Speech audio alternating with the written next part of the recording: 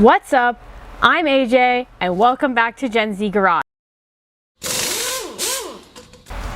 In the last episode, we finally got the car back on its wheels. And in this episode, we're finally starting it after about a year or so of working on it. I am really excited.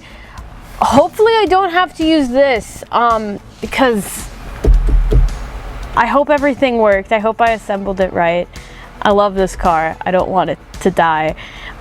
So we'll see if everything I've done worked out properly in a minute. So let's get started. If you remember from my last episode, I just installed the rebuilt motor and cradle assembly into the car. But of course, I can't just plug it in and turn the key. There's a lot that I'll need to do before I can crank it for the first time. Before I get into that, I want to make you aware of the Motorsports Fairness and Permanency Act. This bill has already been introduced in the House and already has bipartisan support. So what does this bill do, you ask? It protects small racetracks by guaranteeing tax breaks that other venues get, and ensures they are protected from being shut down by overzealous homeowners and nearby HOAs. I'd like to tell you a quick story about when I was barely 4 years old. My dad moved us to Maryland when he took a position in the federal government, and our townhouse was just a few miles from what is now known as the Capitol Raceway. For 3 years, we lived there. Every Friday and Saturday night, I'd go to sleep at night with the distant sound of cars staging and drag racing outside my window. It may seem silly, but this sound was so memorable to me, and it helped me sleep. A few times my dad even took me to the drag strip, and the feeling of those cars as they shot down the road when the Christmas tree gave the okay. You could feel it in your whole body. So please support SEMA and reach out today to support the bipartisan Motorsports Fairness and Permanency Act. Okay, back to my Fiero. I start by cutting loose the fuel lines that I'd previously tied up and out of the way when I cleaned the engine bay. With the TBI unit and everything already installed on the intake, I loosen the fuel filter bracket and insert the return line properly into the bracket. Before I reattach the lines, I used some PTFE high pressure and fuel resistant thread sealer on the threads. And then hand tighten the fuel line into the throttle body. I then do the same for the pressure line into the fuel filter, and then tighten the bracket down with a 13mm nut. Finally, I tighten both down with a crescent wrench designed specifically for fuel lines so as not to strip or round off the edges. With that done, I reinstall the cruise control throttle cable. There are so many little things to reconnect that you may feel like you're all over the place. Next, I free up the shift cables from where I had them tied to the firewall. I reconnect both shift cables by pressing them into the transmission capture bracket, and then I reattach the top bracket with the original nut. I tighten it down with a 9mm crescent wrench. Next, I tackle the engine wiring harness by feeding it back into the firewall bulkhead opening.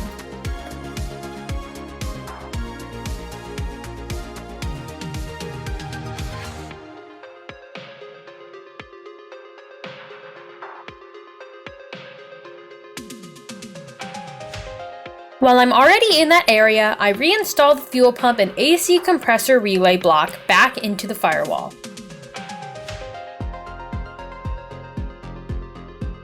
Next, I reconnect the brake booster line from the firewall to the hard line on the engine. I made sure to use brand new stainless clamps.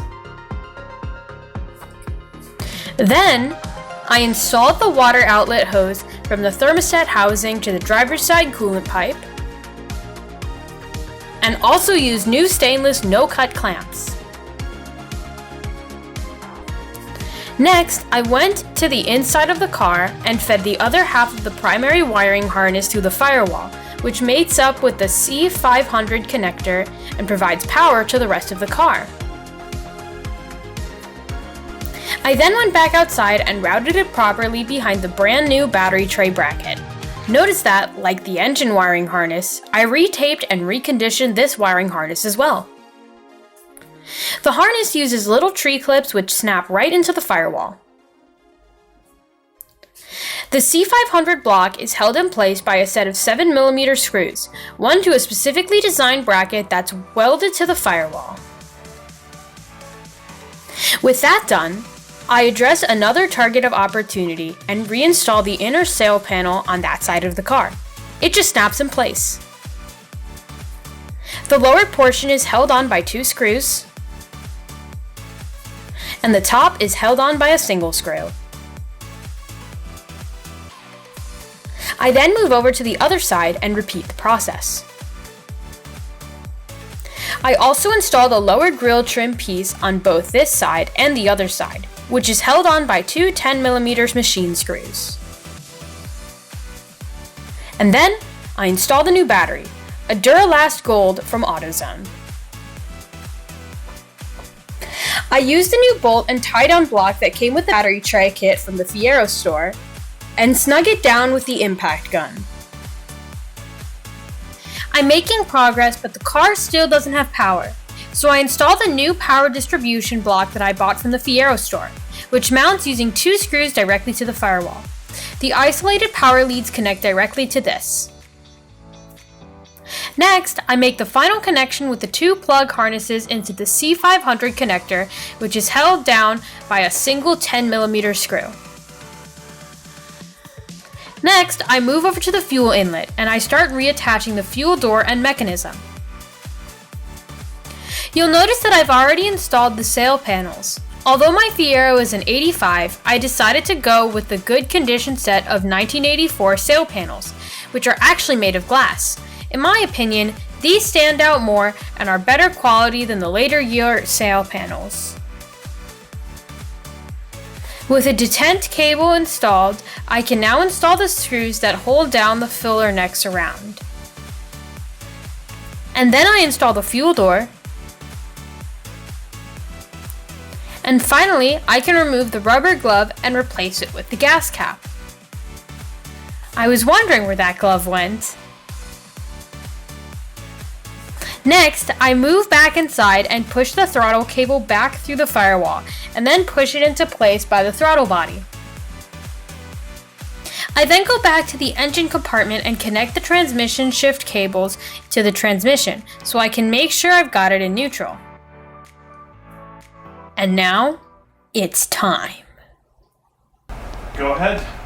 Start it? Yep, turn it and hold it. Yep, go.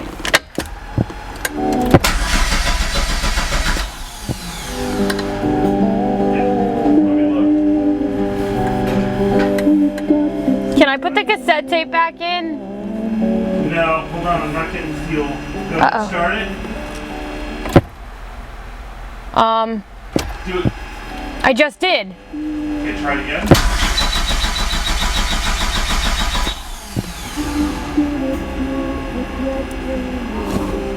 Oh, it's starting to get soft.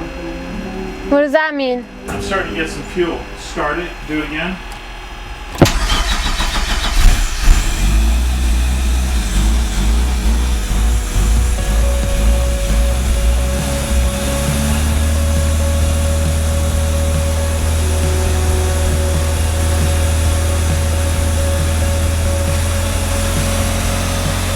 Overall, I'm pretty excited. The engine's running and it's running pretty well. There's a vacuum leak since it's idling high, but overall, it's got good oil pressure. I obviously have an exhaust leak, but I can figure that out later. Thank you so much for sticking with me as I get this car back into shape. Stay tuned for next week, when I finish putting the rear bumper and deck lid back on.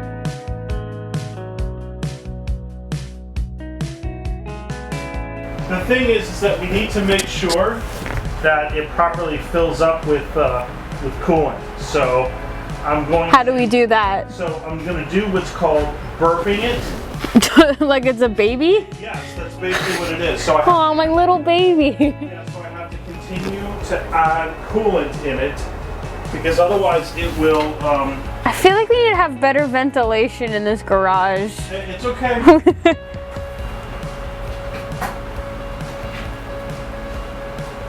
This is so cool. Yeah.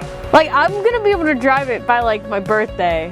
I think so. I mean, we got to do the brakes. There's a couple other things. Well, obviously. No, I could drive it without the brakes.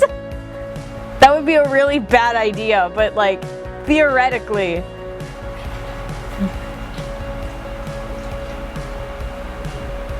I'm spilling coolant out. Don't spill coolant. Is the camera still recording? Yeah, it is, I think. Don't let it die. No, it won't. Hi, camera. Hello, we just started the car. That was really cool. All right, go ahead and start it again. Okay.